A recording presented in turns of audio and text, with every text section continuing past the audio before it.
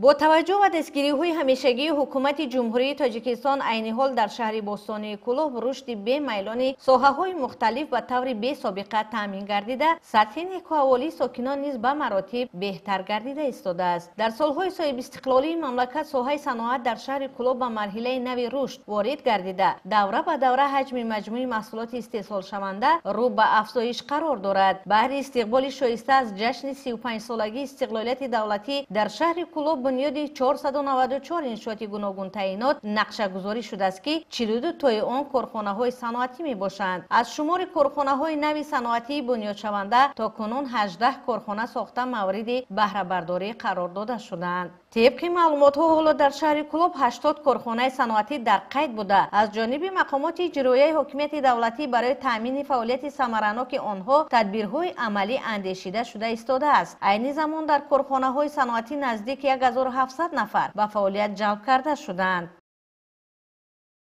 امروز شماره عمومی کارخانه‌های صنعتی در شهر دیوتی کلوب به 80 عدد میرسد. در کارخانه صنعتی 94 نمودی محصولات صنعتی استحصال کرده می شود و برای زینت و زینت تاسیس دادن جاهای کاری پیوسته کاربری کرده می شود. جمعیت سهامی پوشیده کمبینت شیر شهر کلوب از جمله کارخانه‌های صنعتی میباشد که عین حال در سیخ استحصال شیر و محصولات شیری، سیخ استحصال اخماس و سیخ محصولات قنادی کارهای استحصالی جریان داشته، محصولات استحصال شونده کارخانه به شهر و ناحیه‌های منطقه کلوب پیشنهاد کرده می شود. جمعیت دارای مسئولیت محدود آریان رستم باشد. همچون کارخانه استحصالی محصولات گوشتی از سال 2008 این جانب فعالیت دارد. حالا در کارخانه 18 نفر به فعالیت جلب کرده شده، 15 نوع حسیب‌های گوناگون استحصال می‌گردد. اقتدار استحصالی کارخانه در دایره طلبات در یک ماه تا 15 تن محصولات میباشد. کارخانه جمعیت دارای مسئولیتش محدود که دوران به استحصال محصولات نانی و قنادی مشغول بوده، همه روزه 7 نوع این نمود محصولات را استحصال می‌کند. در کارخانه مذکور حالا 23 نفر با جای کار تامین کرده شدند. جمعیت دارای مسئولیت محدود پارک نساجی شهر کلوب از جمله کارخانه‌های استحصالی میباشد که از سال 2021 این جانب فعالیت داشته به استحصال جوراب مشغول است. عین حال در کارخانه نزدیک 100 نفر فعالیت داشته، 272 دستگاه برای پیشبرد کار استحصالی نصب کرده شده است. اشیاء خام برای استحصال محصولات هم از داخل و هم از خارج کشور دسترس کرده می شود. کارخانه به طور شبانه روزی فعالیت نموده، اقتدار لایحه‌ای استحصالی آن در یک سال 12 میلیون جفت جوراب می باشد. کارخانه مذکور جهت فرا گرفتن زنان بیشغل با کار دائمی بهترین امکانیت را دارا بوده، حالا باز امکان جلب 70 نفر دیگر به فعالیت فراهم است. منطقه آزاد اقتصادی کلوب با دستگیری به واسطه پیشوای ملت محترم امام علی رحمان در میدان 309 از 2 گکتار مساحت تأسیس داده شده، برای بنیاد کارخانه‌های استحصالی بهترین امکانیت فراهم آورده شده است.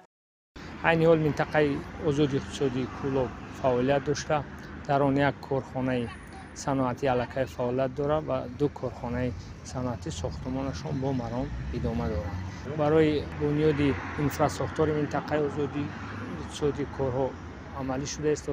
از ساختمان بینای معموری، مهمانخانه، نقطه گمرکی و اینچنین پنجره بندی گرد و اطراف با تامین نمودند و اینچنین با دستگیری حکومت جمهوری تاجیکستان در دایره تطبیق لایحه کم نمودن تلفات نیروی برق در شهرهای باختر و کلوب، ساختمان زیرساخت‌های کلان در منطقه آزاد اقتصادی ساختمانش رفته است که در رفع انجامیابی قرار دارد.